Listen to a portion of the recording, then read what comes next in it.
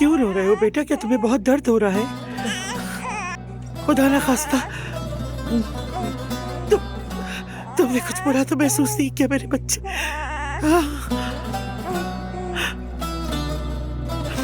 रो बेटा, मत रो।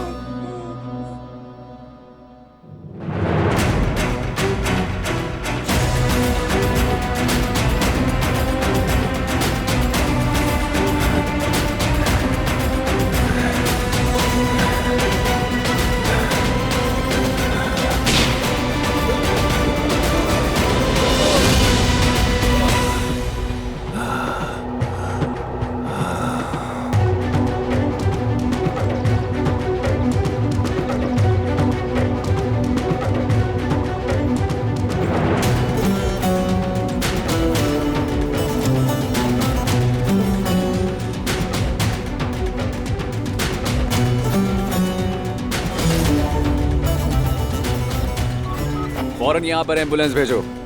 मैंने कहा फौरन यहाँ एम्बुलेंस भेजो।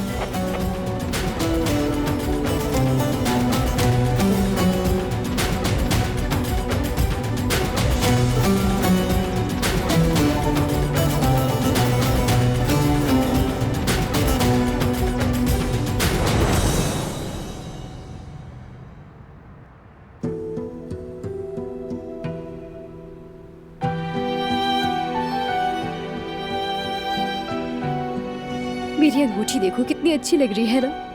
अंगूठी बाएं हाथ में पहन लो, फिर देखना और भी खूबसूरत लगेगी। यार अरुण तुम कितने स्वीट हो ना।